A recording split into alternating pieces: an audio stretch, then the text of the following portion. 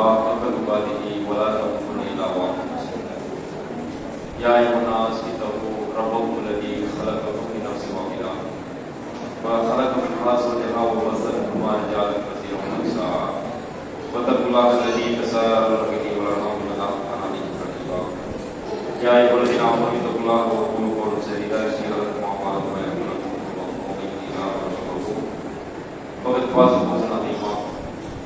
கணிதக்கூடிய சமூகத்தில் தாய்மார்களே, அல்லாஹ்வுடைய பேரருளால் தமிழ்நாடு தௌஹீத் ஜமாஅத் மொடகரை சார்பாக இப்போது இங்கே செய்வீரர்கள் வீராங்கனைகள் கூட்டம் நடைபெற்று வருகிறது.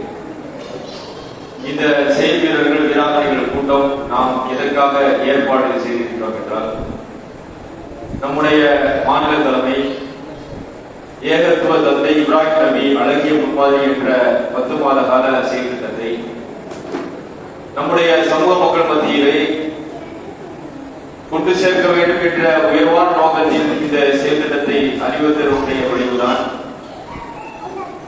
அந்த தாவாவை இன்னும் நம்முடைய பகுதிகளில் அனைத்து தரப்பு மக்களுக்கும் கொண்டு சேர்க்க வேண்டும் என்ற நோக்கத்தில் இங்கே இந்த செயல்வீரர்கள் இதனுடைய நோக்கத்தை முழுமையாக நாம் அடைய வேண்டும் என்று இறைவனை பிரார்த்தித்தவனாக இந்த அழகிய வேளையில் எனக்கு தந்திருக்கக்கூடிய தலைப்பு மறுமைக்காக வாழ்வோம். நம்முடைய செயல்பாடுகளை மறுமைக்காக அமைத்துக் கொள்ள வேண்டும் என்றுதான் இந்த தலைப்பு வழங்கப்பட்டிருக்கிறது. முஸ்லிம்களாக இருக்கக்கூடிய நாம் நம்முடைய சமூகத்தில் குறையோடு இருக்கக்கூடிய இந்த அழுக்குகளை நாம் களையவில்லை என்றால் ஒரு நேரத்தில் நாமும் இந்த நிலையிலிருந்து மாற்றப்பட்டு விடுவோம் என்ற ஒரு சூழல் உருவாகிவிடும். அல்லது இந்த உலகத்தில் நாம் விட்டு பிரியக்கூடிய நேரத்தில் மூமின்களாக நம்முடைய உயிர் பிரிய வேண்டும். அல்லாஹ் இந்த உலகத்தை ஒரு நாள் அழிப்பான், அல்லது ஒரு நாள் இந்த உலகத்திலிருந்து நாம் மரணம் அடைவோம். மரணத்திற்கு பின்னால் ஒரு வாழ்க்கை இருக்கின்றது. அந்த வாழ்க்கைக்குரிய சேமிப்பு தான் இந்த உலகம். அல்லது கலக்கல் மௌத்தவல் ஹயாத் எவ்வளவுக்கும் ஐயும் அஃசனு அமலா. இந்த வாழ்நாளை நாம் ஏன் அமைத்திருக்கின்றோம் என்ற ஒரு விஷயத்தை அல்லாஹ் இந்த வசனத்திலே தெளிவுபடுத்துகின்றார்.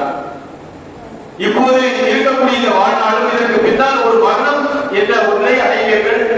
அதற்கு பின்னால் ஒரு நிலை இருக்கின்றது. இதை நாம் ஏற்படுத்தியிருக்கிற நோக்கம் அஃசனு அமலா, நல்ல செயல்கள், இவாதத்துகள் யார் செய்கிறார்கள் என்று சோதிப்பதற்கு தான் இது கொடுக்கப்பட்டதாக இறைவன் இந்த வசனங்களை தெளிவுபடுத்துகின்றார்.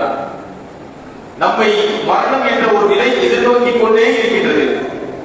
அல்லாஹ்வுடைய தூதர் ஒரு சந்தர்ப்பத்தில் நபித்தோழர் மத்தியிலே இந்த வாழ்க்கை முறையை பற்றி அழகான முறையில் ஒரு வரைபடத்தின் மூலமாக விளக்குகிறார்கள். ஒரு சதுரத்தை மஸ்ஜித் நபியில தோழர்களோடு இருக்கும்போது அல்லாஹ்வுடைய தூதர் வரைந்துவிட்டு சொல்கிறார்கள், நடுவிலே மையத் பகுதியிலே ஒரு புள்ளியை ஏற்படுத்தி இங்குமுகமாக ஒரு கோட்டை கீச்சிவிட்டு அந்த புள்ளியிலிருந்து ஒரு கோடு அந்த சதுரத்திலிருந்து வெளியே அல்லாஹ்வுடைய தூதர் அப்படியே இழுத்து விடுறாங்க. இந்த நிலையை பற்றி சகாபாக்கள் கேட்கக்கூடிய நேரத்தில் மனிதனுடைய வாழ்க்கை என்பது இந்த வாழ்க்கை முறையை பற்றி அல்லாஹ்வுடைய தூதர் இந்த சதுரத்தை தெளிவுபடுத்துகிறார்கள். இதில் நான் இங்குமுகமாக கீச்சி இந்த கோடு என்பது மனிதன் வாழ்நாளில் சந்திக்கக்கூடிய சங்கடங்கள். இந்த மையப்பகுதியில் இருக்கக்கூடிய அந்த புள்ளியிலிருந்து வெளிப்பக்கம் இழுத்துவிடக்கூடிய இந்த கோடு என்பது மனிதனுடைய எதிர்பார்ப்பு. அடுத்து அல்லாஹ்வுடைய தூதர் ஒரு கோட்டை வீசிவிட்டு இந்த நிலையை வாழ்நாளில் சங்கடங்களோடு மனிதன் சந்திக்கக்கூடிய நேரத்தில் எதிர்பார்ப்புகள் நிரம்ப அவருக்கு இருந்தாலும் சிலர் அந்த எதிர்பார்ப்பை பூர்த்தி செய்வார்கள். ஆனால் அதற்கு முன்பாக மரணம் அவனை அடைந்துவிடும் என்று அல்லாஹ்வுடைய தூதர் சொன்னாங்க. மனித வாழ்க்கையில நாம் பார்க்கிறோம். சமீபத்தில் நம்ம ஊர் நாம் எடுத்துக்கிறோம் அப்படின்னா வாரத்துக்கு குறைந்தது 2 மரண செய்தி நம்ம கேட்போம். நம்ம கையில போன் வருது. போன் அல்லது நம்முடைய பள்ளிகள் அறிவிப்பு செய்வார்கள், அல்லது வேற ஏதாவது ஒரு செய்திகள் நம்முடைய காதுகளுக்கு வரும். மரணம் என்ற ஒரு நிலை, நம்மோடு வாழ்ந்தவர்கள், நம்மோடு பேசியவர்கள், அல்லது இவரிடத்திலே பேச வேண்டுமே என்று ஆசைப்பட்டவர்கள். சில ஆட்கள் நோய் விசாரிக்கணும் நம்ம நினைப்போம், மறுநாள் மரணம் அடைஞ்சுவாரு. ஆனா நேற்று நாம் விசாரிச்சு ஒரு நிலை இருக்கும். மரணம் இந்த அளவில் தான் எல்லாரையும் அணுகும் என்று அல்லாஹ் குர்ஆனிலே சொல்கிறார். குல்லு நஃப்ஸின் தாயிகத்துல் மௌத். உலகத்தில் அல்லாஹ் படைத்த ஒவ்வொரு உயிரினங்களும் மரணத்தை அடைந்தே தீரும். இறைவனுடைய நியதி. இந்த உண்மை எல்லாருக்கும் ஏற்பட்டு அல்லாஹ் திருமறை குர்ஆனில் சொல்றான். இப்ப நாம என்ன இந்த மரணத்திற்கு பின்னால் வரக்கூடிய வாழ்க்கைக்கு நாம என்ன முற்படுத்தி இருக்கின்றோம்? கொஞ்சம் யோசிக்கணுமா இல்லையா? உலக வாழ்க்கையில் நம்முடைய நிம்மதிக்காக பல முயற்சிகளை நாம செய்யறோம். சாப்பிடுறது நம்ம வாழ்க்கைக்கு தேவை. வேலை வாழ்ந்தாலும் சாப்பிட முடியும். இதுக்கு நாம என்ன செய்ய முயற்சி செய்யறோம்? நம்முடைய கணவர் வேலை செய்யணும் அப்படின்னா கூட வேலைக்கு செல்லுங்க, வெளிநாட்டுக்கு போங்க, இந்த மாதிரி நீங்க கடைக்கு போங்க அப்படின்னு தூண்டக்கூடியவர்களா நாம இருக்கிறோம். ஏன் அவங்க போகல அப்படின்னா நம்ம கிட்ட அடுக்க தெரியாது, நாம நிம்மதியை சாப்பிட முடியாது. இந்த நிலையை மனிதர்கள் எல்லாரும் நம்முடைய குடும்பத்தில் சந்தித்துக்கிட்டே இருக்கிறோம். நான் ஏன்னா சாப்பிடுவது என்பது மனித வாழ்க்கையில் ஒரு இன்றியமையாத ஒரு விஷயம். வீடு இல்லையா, வேற ஏதாவது நம்முடைய பிள்ளைகளுக்கு பள்ளி படிப்புக்கு ஏதாவது தேவையா? இவை எல்லாம் உலகத்தில் நாம் எதையெல்லாம் நன்மை என்று நினைக்கின்றோமோ அதை நோக்கி நாம் முயற்சி செய்து கொண்டே இருக்கின்றோம். இந்த முயற்சி எந்த பாகுபாடும் இல்லை. எல்லாரும் எல்லா தரப்பு மக்களும் அவருடைய நிலைக்கேற்ற அடிப்படையிலே முயற்சிகளை செய்து கொண்டே இருக்கிறார்கள். இந்த முயற்சிகளை நம்மால் அடைய முடியுமா? ஒருத்தர் பொருளாதாரம் வேணும், லட்சங்கள் வேணும் அப்படின்னு முயற்சி செய்வார். அல்லாஹ் நாடினால் அவருக்கு அல்லாஹ் கொடுப்பார். அது உத்தரவாதம் இருக்குதா?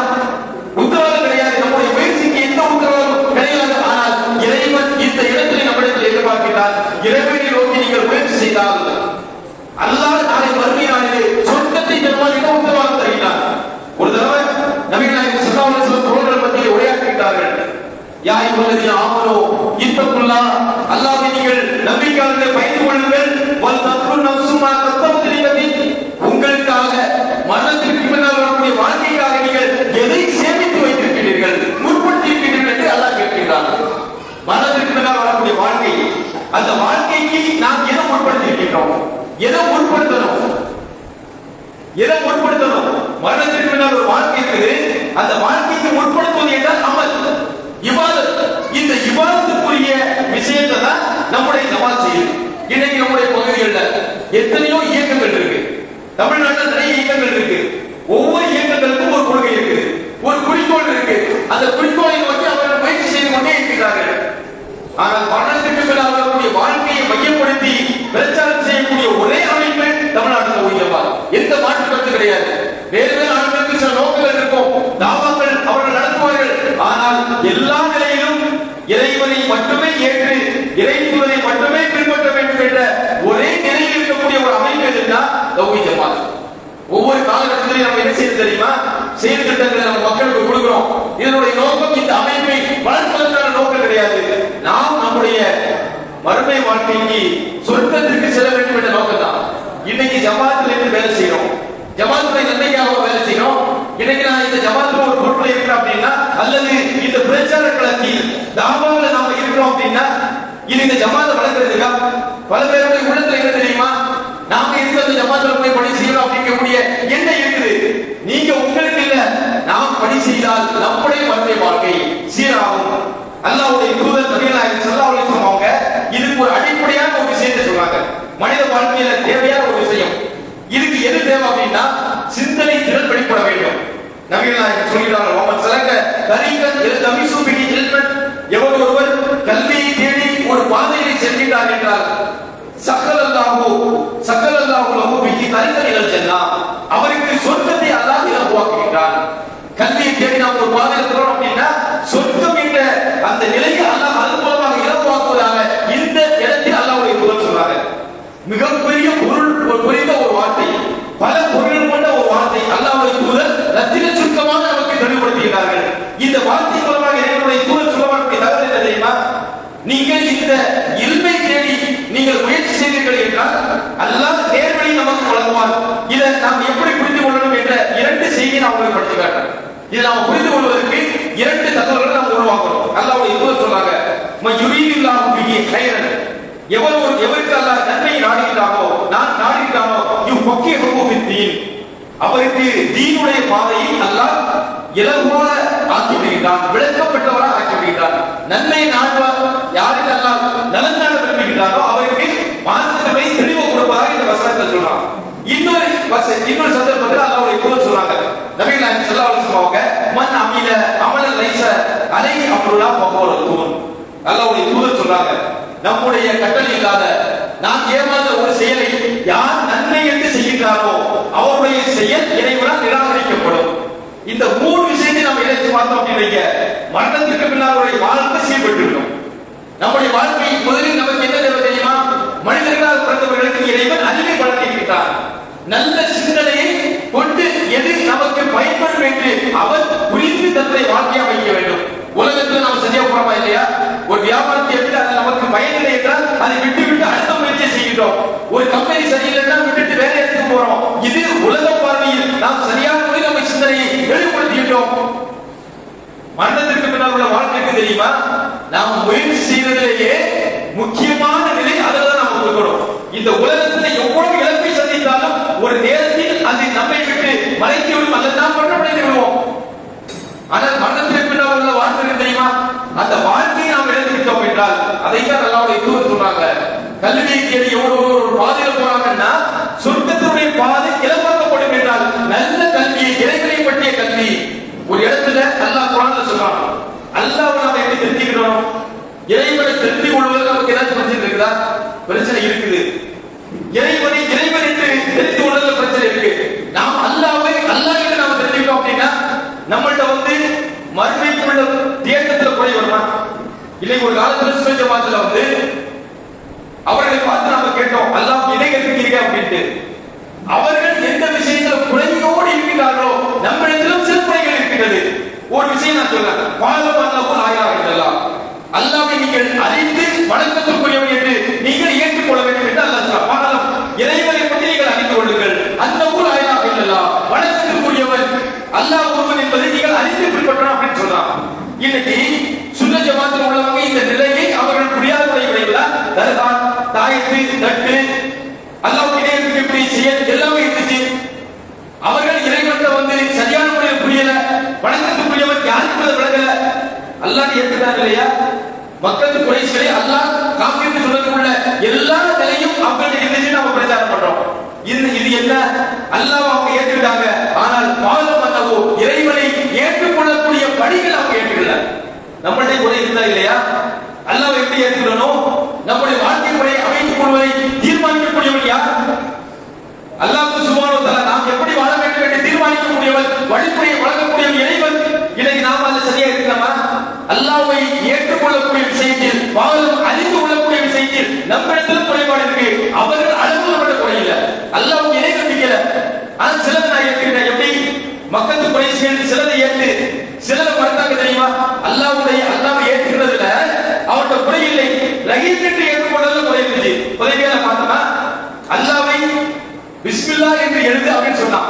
பிஸ்மில்லாஹ் ரஹ்மானிர் ரஹீம் என்று எழுதுறது அவனுக்கு பிரச்சனை இருந்தது. இதே விஷயம் தான் இவர்களும் சுன்னத் ஜமாத் என்று சொல்லக்கூடியவர்களும் அல்லாஹ்வை லா இலாஹ இல்லல்லாஹ் என்று ஏற்றுக்கொண்டார்கள், முஹம்மது ரசூலுல்லாஹ் என்று ஏற்றுக்கொண்டார்கள். அவர்கிட்ட என்ன பிரச்சனை? அல்லாஹ்வுடைய குதிரை நான் ஏற்றுக்கிட்டேன், அல்லாஹ்வை ஏற்றுக்கிட்டேன், அதோட சேர்த்து மைதி நம்பிருக்காங்க, அதோட சேர்த்து பெரியவர் அப்படி ஏற்றுக்கிறாங்களா? இதே போட்டுதான் நம்மகிட்ட இருக்கக்கூடிய குறை என்ன தெரியுமா? எனக்கு விரும்பினா நான் பணி செய்வேன், எனக்கு விரும்பினா நான் சொல்லுவேன், அல்லாஹ் சொன்ன அடிப்படையில நான் விரும்பினா சொல்லுவேன், இறைவனை காட்டிய அடிப்படையில நான் திருமண பந்தத்தை ஏற்படுத்திக் கொள்ள மாட்டேன். என்னுடைய வீட்டில் சொன்ன மாதிரி, என்னுடைய சமூகத்துல நடைமுறையில் இருக்கிற மாதிரி இருக்குதா? நாம் மார்க்கத்துடைய அளவோடு எந்த இடத்துல நம்ம இருக்கிறோம்? மறுமைக்கு நாம வாழ்ந்ததுல எந்த குறை இருக்குன்னு புரியுதா? அல்லாஹ்வுடைய தூதர் இதை தெரிந்து கொள்வதுதான் கல்வி தேடி போகணும் அப்படிங்கிறாங்க.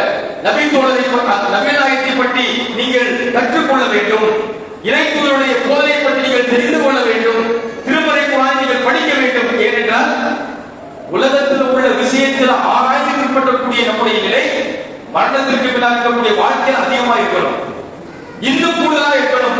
இது நாம் குறை வைத்து விட்டோம் என்றால் மரணம் நம்மை சம்பவிக்கக்கூடிய நேரத்தில் மரணத்திற்கு பின்னால் வரக்கூடிய வாழ்க்கை கேள்விக்குறியாக வேண்டும். அதைத்தான் அல்லாஹ்வுடைய தூதர் சொன்னாங்க, நீங்கள் அமல் அமீன் லைஸா அலைஹி அம்ருனா ஃபவலக்கும், இறை தூதர் சொல்லாத எந்த செயலும் உங்களுடைய வாழ்க்கையில் இபாதத் என்று வந்தால் அது இறைவனால் நிராகரிக்கப்படும். அமல்ங்கிற பேர்ல நம்ம ஊர்ல சொல்றாங்க, தொழுகை பஞ்சமா, நோம்புல பஞ்சமா, நாம செய்யக்கூடிய எல்லா செயல்களையும் செய்யறாங்களா இல்லையா? செய்யக்கூடிய மக்கள்கிட்ட தப்புன்னு சொல்லக்கூடிய பணிதான் நம்ம வந்திருக்கிறோம். நம்மள்ட்ட ஏன் சுணக்கம் வந்துச்சு?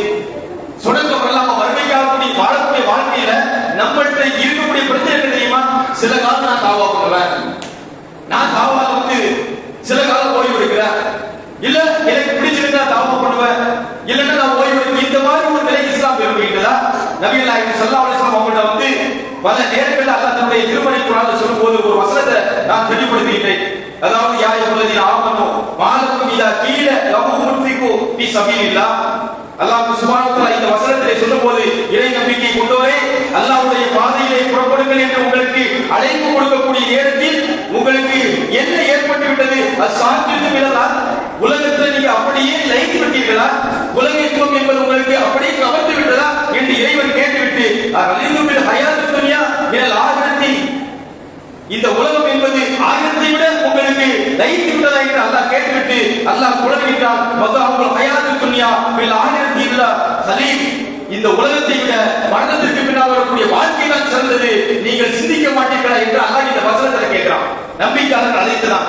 எந்த நம்பிக்கையாளர் என்றால் அல்லாஹ்வுடைய தூதரோடு வாழ்ந்த நம்பிக்கையாளர்கள். அவருடைய வாழ்க்கை முறை எப்படி இருந்துச்சு தெரியுமா? இன்னைக்கு நம்மளை பார்த்து கேட்கக்கூடிய கேள்வி அப்படின்னு நம்ம நினைக்கிறோம்.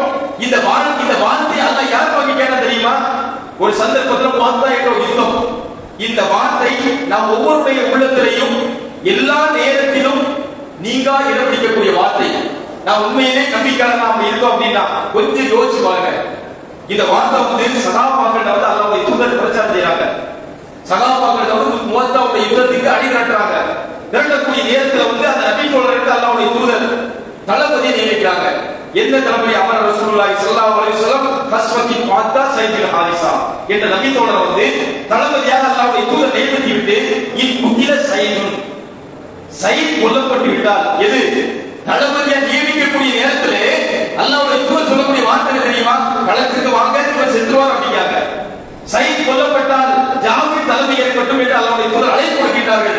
ஒரு தளபதியை போருக்கு நியமித்து விட்டு அல்லாஹ்வுடைய தூதர் இவர் கொல்லப்பட்டால் ஜாபீர் தலைமை ஏற்பட்டும், ஜாபீர் கொல்லப்பட்டால் அப்துல்லாஹ் பின் ரவாஹா தலைமை ஏற்பட்டும் அப்படின்னு அல்லாஹ்வுடைய தூதர் சொன்னாங்க. அல்லாஹ்வுடைய நாட்டப்படி அப்துல்லாஹ் பின் ரவாஹாவுடைய தலைமையில் வந்து போரிட்டு பார்த்தார்கள். அல்லாஹ்வுடைய தூதருடைய படை ஜெயிக்குது. இந்த இடத்துல கவனிக்க வேண்டியது என்ன தெரியுமா? நாம வந்து நம்ம ராகத்தான முறையில வந்து இந்த தௌஹீதை நாம ஏற்கிறோம்.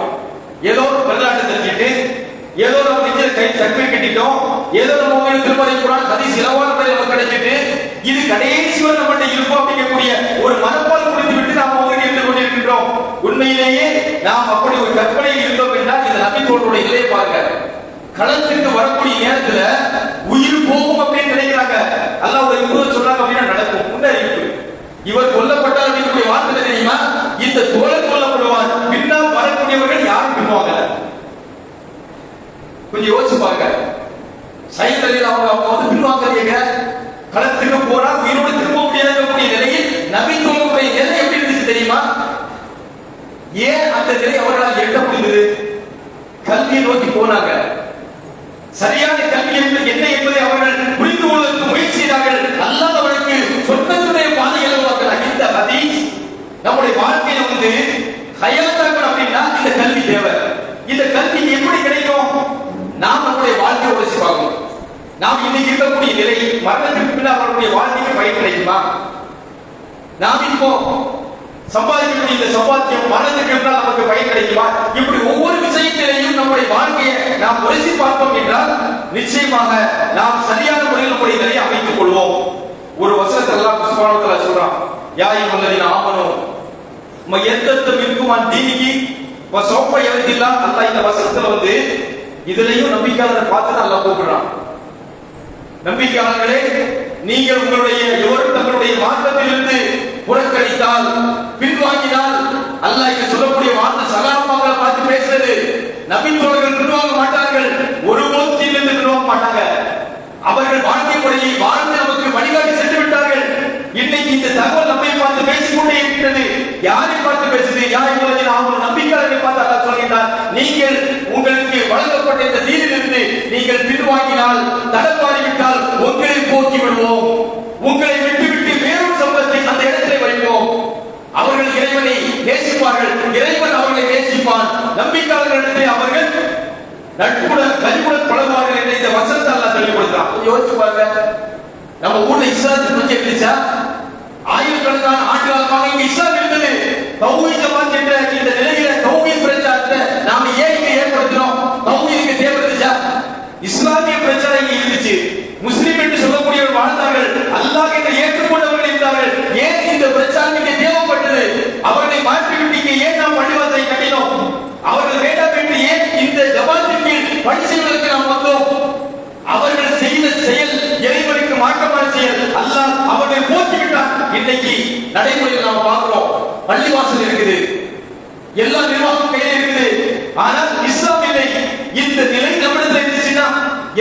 இறைவனுக்கு நம்ம தேவை கிடையாது.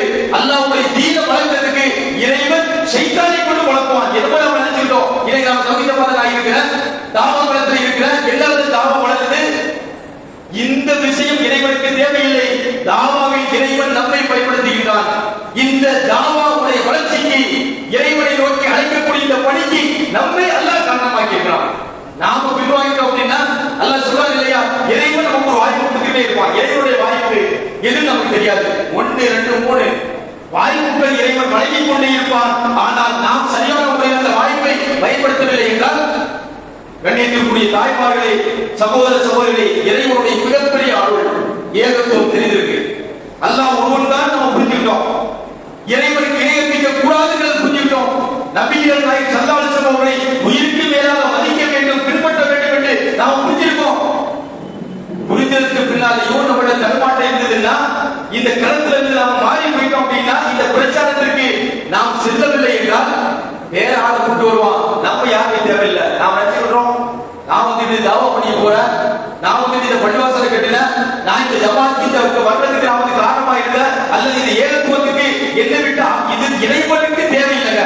இன்னைக்கு தௌஹீத் ஜமாத்துல மாநில நிர்வாகிகள் இருக்காங்க இல்லையா, இன்னைக்கு தௌஹீத் ஜமாத் மாநில நிர்வாகிகள், மாவட்ட நிர்வாகிகள், இங்கே இருக்கக்கூடிய கிளை பட்டத்தில் எந்த நிர்வாகிகளாக இருந்தாலும் தாவா அல்லாஹ் பயன்படுத்தலாம். இறைவனுக்கு இவர்கள் யாரும் தேவையில்லை. அதான் நபி நாயகம் ஸல்லல்லாஹு அலைஹி வஸல்லம் வந்து ஹதீஸ், அதாவது இந்த ஹதீஸ் குத்ஸி இருக்கு இல்லையா, ஒரு ஷைத்தான் வந்து ஒரு விஷயத்தை சொல்லுவாங்க இல்லையா, இது ஆயத்துல் குர்சி. ஆயத்துல் குர்சி ஷைத்தான் தான் சொன்னான். மார்க்கத்தை பொறுத்தவரையில இறைவன் வந்து யார் மூலமாகவும் கொடுப்பான். அதுக்கு ஒரு காரணம் தான் ஆயத்துல் குர்சி. இந்த விஷயத்தை ஷைத்தான் கற்றுக் கொடுத்தான். அல்லாஹ்வுடைய தூதர் சொல்றாங்க, தகவல் இறைவனுடைய சத்தியம், அதை சொன்னவர் ஷைத்தான். இறைவனுக்கு அவருடைய மார்க்கத்தை வளர்க்கிறதுக்கு ஷைத்தான் போதும். நாம காரணமா இருக்கிற நம்முடைய மறுமைக்காக உதவும். இன்னைக்கு நாம செய்யக்கூடிய பிரச்சாரம் இருக்கு தெரியுமா, இந்த பிரச்சாரம் நமக்காக நாம் செய்கின்றோம், நம்முடைய மறுமை வாழ்க்கைக்காக செய்கின்றோம், நம்முடைய மறுமை வாழ்க்கையை சீர்படுவதற்காக செய்கின்றோம். ஒருபோதும் தௌஹீத் ஜமாத்தை வளர்ப்பதற்கு என்று நாம் நம்முடைய உள்ளத்திலே கற்பனை செய்தால் நம்முடைய எண்ணம் சரியில்லை. தாவாவை நாம் மக்கள் மத்தியிலே கொண்டு செல்வதற்கு ஜமாத் ஒரு வடிவமைப்பு கொடுக்குது. இந்த சமூகத்துல தௌஹீத் ஜமாத் கொடுக்கக்கூடிய வடிவமைப்பை போட்டு வேற யாருமே கொடுக்கல அப்படின்னு நாங்க நினைக்கிறோம்.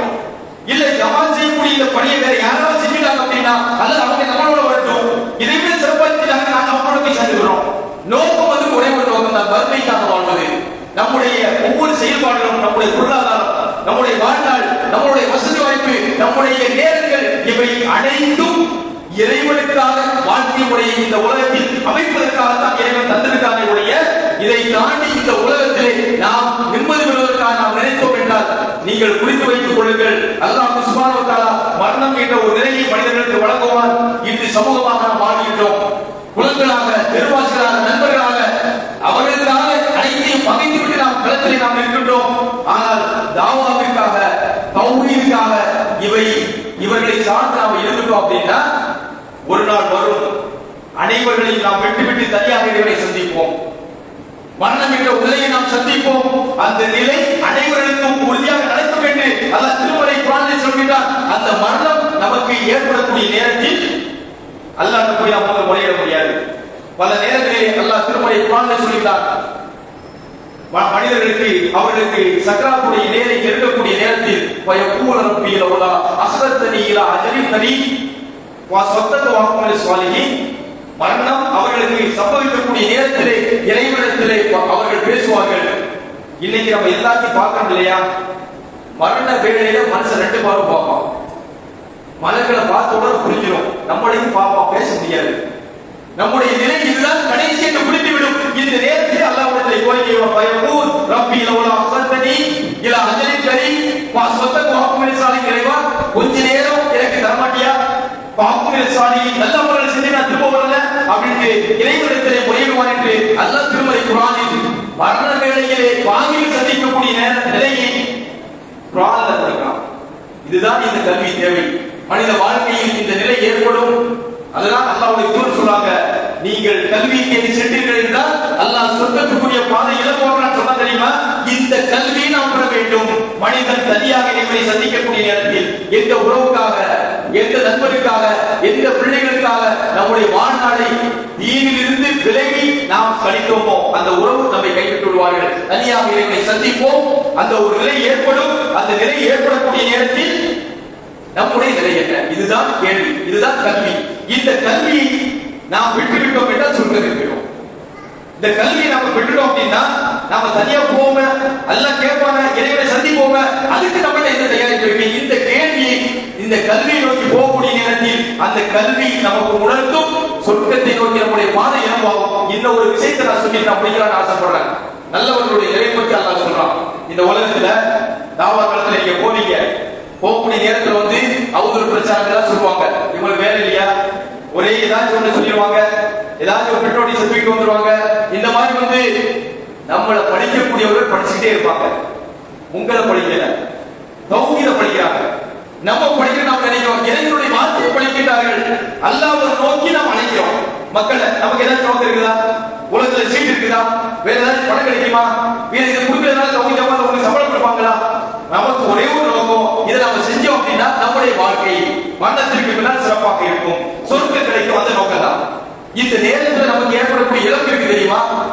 நேர இழப்பு, அவதூறு, பழி சொல்லு, நமக்கு எல்லா வகையிலையும் உடல் ரீதியாக பலகீனங்கள் இருக்கும். இந்த விஷயத்திற்கு அற்புதமாக அல்லாஹ் சுப்ஹானஹு வ தஆலா மிக அழகான ஒரு வாய்ப்பை நமக்கு தருகிறார். இன்னல்லதீன காலு ரப்புனல்லாஹ், அல்லாஹ் திருமறை குர்ஆன்ல சொல்லக்கூடிய வார்த்தை, நபிகள் நாயகம் அதை தெளிவுபடுத்துகிறார்கள். இன்னல்லதீன காலு ரப்புனல்லாஹ் சும்மஸ்தகாமு ததனஸ்ஸலு அலைஹிமுல் மலாயிகா. மரண வேளை ஏற்படக்கூடிய நேரத்தில் நல்லவர்களுடைய நிலை பற்றி அல்லாஹ் சொல்றாங்க. அவர்களுக்கு வானவர்கள் அவர்கள் முன்னால் தோன்றுவார்கள். எதற்காக தோன்றுவாங்க தெரியுமா? அல்லாஹ் ஒருவன் என்று இந்த உலகத்தில் வாழ்ந்தாங்க, இறைவனுக்காகவே தன்னை அர்ப்பணித்தார்கள், மரணத்துக்கு பின்னால் வரக்கூடிய வாழ்க்கையை மட்டும் எதிர்நோக்கி வாழ்ந்தார்கள், அல்லாஹ் மட்டும் ஏற்றுக்கிறது அப்படிங்கிறது அதான் பொருள். இது சுத்த ஜமாத்துடன் வேற மாதிரி பொருள் கொடுப்பாங்க. அல்லாஹ் ஒருவன்னா வேற வேற பொருள் கொள்வார்கள். இறைவன் என்று சொல்வதாக இருந்தால் அல்லாஹ் ஒருவன் என்று ஏற்றுக்கொள்வது, சட்டம் இயற்றுவது அவன்தான், மன வழிபாடுகளை தருவது அவன்தான், அவன் சொல்லக்கூடிய அடிப்படையில் தான் வாழ வேண்டும். அவனுக்கு நிகராக வாழ்க்கை முறை யார் இருந்தாலும் அதை உதாசீனப்படுத்த வேண்டும். உதாசீனப்படுத்திவிட்டு அவதூறுகளை எல்லாத்தையும் நாம் தாங்கிட்டு வாழ தெரியுமா? மரண நேரத்தை நமக்கு மிகப்பெரிய ஒரு குறி சொல்ல கொடுப்பான். அல்லாஹ் தகாஃபு வலா தஹ்சனு வ அபிஷிரு பில் ஜன்னத்தி லதி குன்தும் துஅது. எவ்வளவு பெரிய அழகான ஒரு வார்த்தை. அல்லாஹ் தகாஃபு, நீங்கள் கவலைப்படாதீர்கள், வலா தஹ்சனு வ அபிஷிரு பில் ஜன்னத்தி லதி குன்தும் துஅது. நீங்க எந்த ஒரு சிரமத்தையும் கொள்ள வேண்டாம், சொர்க்கம் என்ற நற்செய்தியை நீங்கள் பெற்றுக் கொள்ளுங்கள் என்று அங்கே சொல்லப்படும். இந்த இடத்தை நோக்கித்தான் நம்முடைய பணிகளை நாம் அமைத்துக் கொள்வதற்கு உங்களை அன்போடு நாம் அழைக்கின்றோம். கண்ணியத்திற்குரிய சகோதரர்களே, தாய்மார்களே, கடந்த காலத்தில் நம்முடைய நிலை எதுவாக இருந்தாலும் எஞ்சிய காலத்தில் சீர்பட வேண்டும். கடந்த காலத்தில் நம்முடைய செயல்பாடுகள் மார்க்கத்திற்கு முரணாக இருந்தாலும் எஞ்சிய காலத்தில் அது இறைவனை நோக்கி நம்முடைய பார்வையை திரும்ப வேண்டும். கடந்த காலத்தில் நம்முடைய வாழ்க்கையில் அல்லாஹ்வுடைய தூதர் காட்டித்தராத நடைமுறை இருந்தாலும் வரக்கூடிய காலங்கள் மாற வேண்டும். இவை அனைத்தும் நமக்கு ஒரு சார்ஜ் போடுற மாதிரி ஒரு பூசு தான். நாம அல்லாஹ்வுடைய அருளால நாம் ஒழுங்கா இருப்போம் அப்படின்னு நாம் நினைக்கிறோம். ஷைத்தானை பொறுத்தவரை அந்த நாடங்களிலே ஓடிக்கொண்டே இருப்பான். கடந்த காலத்தில் நம்மோடு தௌஹீதில் இருந்த மக்கள், தாவாவில் பணி செய்த மக்கள் இன்னைக்கு விலகி நிற்கிறத நாம் பார்க்கிறோம். விலகி நிற்கிறதுனால இழப்பு இந்த அமைப்புக்கோ இறைவனுக்கோ கிடையாது, நமக்கு தான். நாம் யாராக இருந்தாலும் நாம் செய்யக்கூடிய ஒவ்வொரு பணிகள் நமக்கு தான். இந்த நிலை, இந்த எண்ணம் நம்முடைய சிந்தனையை வெளிப்பட்டு அமைவைய இது நம்ம சேர்த்து நம்முடைய பண்பைக்கு போறோம் அப்படின்ட்டு களத்திற்கு வந்து விடுவோம். இதை நோக்கித்தான் களத்தை தயார்படுத்தி நாம் விடுகிறோம். வாங்க களத்துக்கு வாங்க, தாவா பண்ணுவோம். எந்த விஷயமாக இருந்தாலும் சிந்தனையோடு இதை அணுகுங்கள். மார்க்கத்திலே அல்லாஹ்வுடைய தூதரையும் முன்னிறுத்தி உங்களுடைய செயல்பாடுகளை அமைத்துக் கொள்ளுங்கள் என்றால் நாம் உங்களை அன்போடு அழைக்கின்றோம். கண்ணியத்திற்குரிய தாய்மார்களே, சகோதர சகோதரிகளே, களப்பணிகள் தயாராக இருக்கின்றது. அல்லாஹ்வை நோக்கி அழைக்கக்கூடிய தாவாவும் நம்மளை அழைத்துக் கொண்டே இருக்கின்றது. இந்த நிலை நமக்கு கிடைத்ததற்கு பின்னாலும் நம்முடைய வாழ்க்கையில் மாற்றப்படவில்லை என்றால் இறைவன் நல்லவர்களுக்கு கொடுக்கக்கூடிய அருளிலிருந்து நாம் விலகி சென்று கொண்டே இருக்கின்றோம். இறுதியில் நம்முடைய நிலை எந்த நிலை ஏற்படும் என்று அல்லாஹ் பாதுகாக்க வேண்டும். நம்முடைய நிலை இந்த ஏகத்துவ நிலையில் இருந்து தௌஹீதிலேயே இருந்து அழைப்பு பணியிலேயே இருந்து நபிமார்களுடைய பணிகளை நாம் செய்த நிலையிலேயே நாம் மரணம் அடைய வேண்டும். அல்லாஹ் சுப்ஹானஹு வ தஆலா அப்படிப்பட்ட ஒரு நல்ல நிலையில் நம்மை மரணம் சம்பவிக்க வேண்டும் என்று பிரார்த்தித்தேனுடைய இந்த உரையை நிறைவு செய்கின்றேன். வாஹிர் தவானா அல்ஹம்துலில்லாஹி ரப்பில் ஆலமீன். அஸ்ஸலாமு அலைக்கும் வ ரஹ்மத்துல்லாஹி வ பரகாத்துஹு.